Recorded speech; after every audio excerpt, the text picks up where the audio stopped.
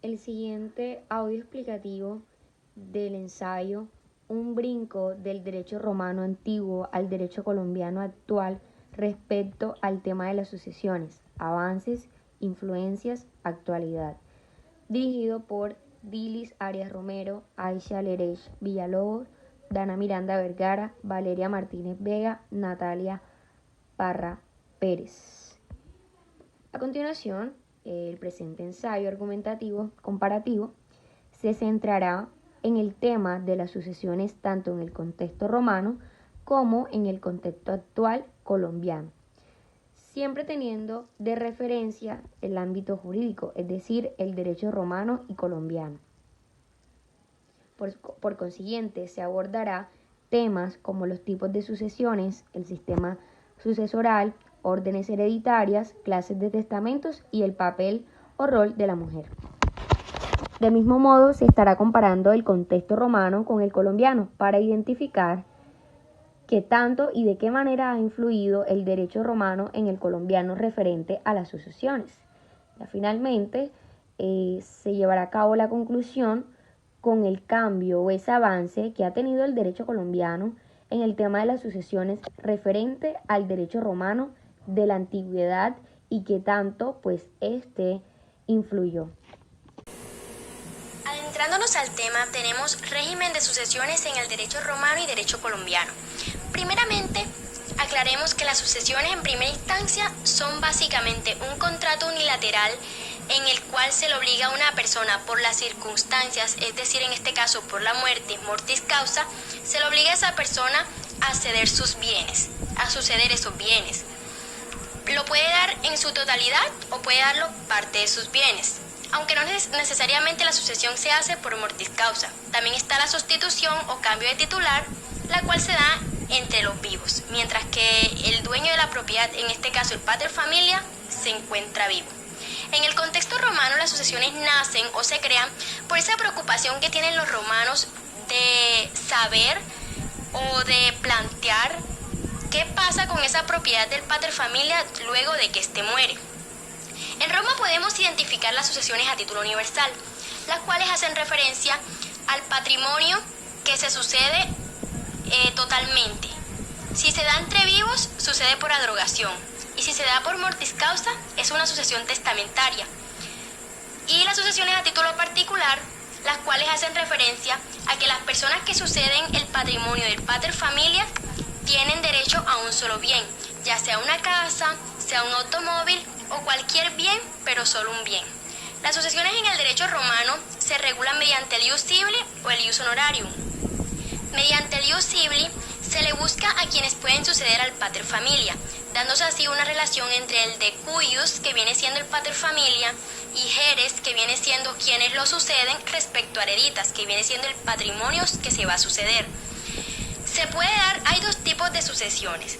Sucesión legítima, que es cuando el pater familia expresó su voluntad sobre lo que pasaría con su propiedad, a quienes le dejaría esa propiedad. Esta sería la sucesión testamentaria, se tiene en cuenta ese testamento que él dejó. Y la sucesión legítima, que nombramos anteriormente, es la sucesión en la que el pater familia nunca ha dejado su expresión de voluntad. En este caso se buscan dentro de las normas del ius civili a quienes lo pueden suceder. En el ius honorarium, que son el conjunto de normas que rigen y se aplican en caso de que no estuvieran, la persona no estuviera, el pater familia no está dentro de Roma, entonces está ese conjunto de normas que apoyan la sucesión del patrimonio, bonorum possessio. En este caso es muy similar al ius civili. Se busca si la persona ha dejado su expresión de voluntad. En este caso se denomina como sine tablas, que se traduce como sin tablas. Cuando no hay expresión de voluntad, es decir, sin tablas, lo que se hace es que se busca dentro de las normas del ius honorarium a quién puede sucederlo. Y el otro caso es que sí haya dejado su expresión de voluntad del pater familias. Esta se llama secundum tablas. Entonces, la sucesión se da basándose en la tabla donde se dejó la expresión de voluntad.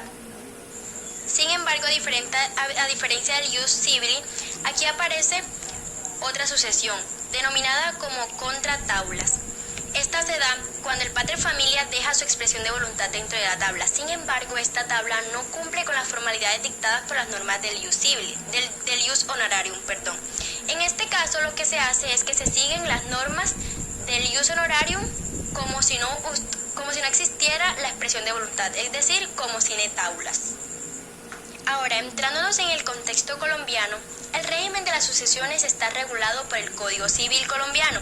Este expresa, abro comillas, las sucesiones en los bienes de una persona se abre al momento de su muerte, en su último domicilio, salvo los casos expresamente exceptuados. Teniendo en cuenta esto, el procedimiento de sucesión que se da en Colombia es el conjunto de trámites para transferir los bienes de una persona que ya muere, una persona fallecida, a sus herederos.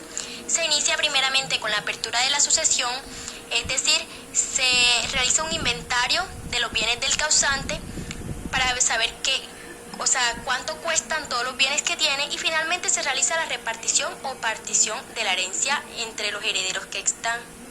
Al igual que en el derecho romano y de acuerdo al artículo 1008 del Código Civil colombiano, las sucesiones se pueden dar a título universal o a título singular.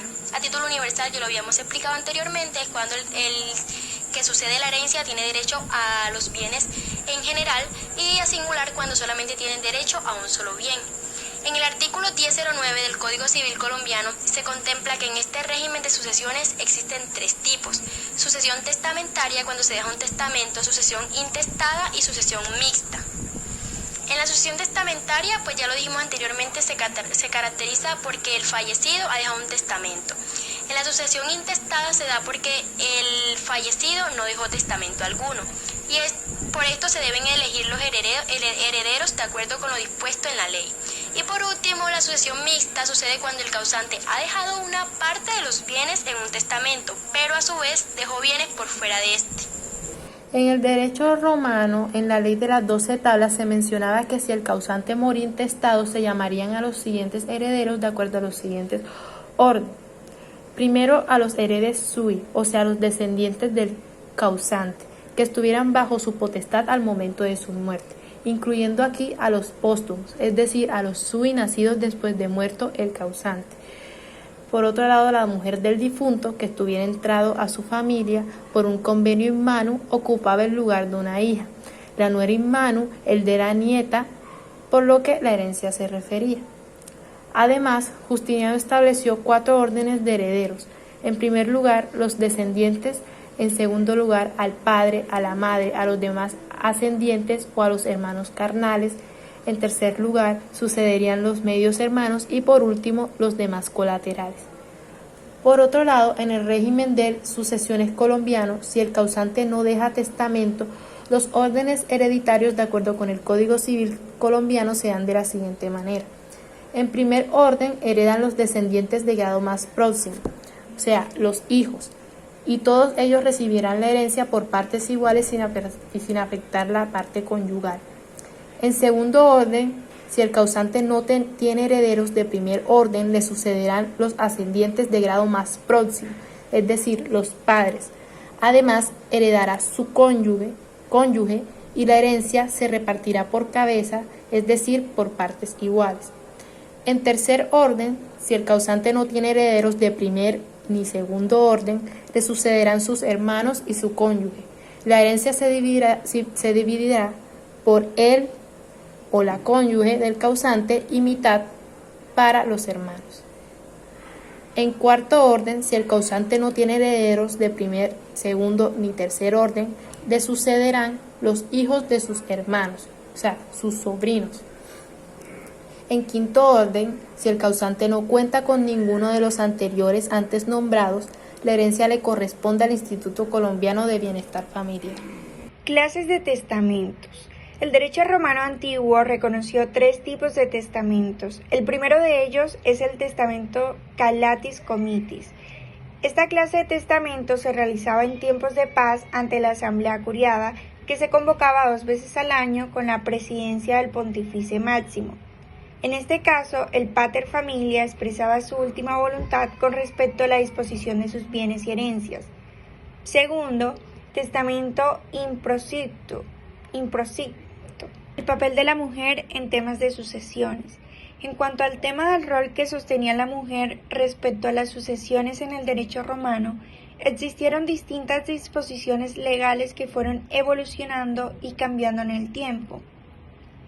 En primera instancia encontramos la Lex Boconia de Mulerum Hereditibus del año 169 a.C.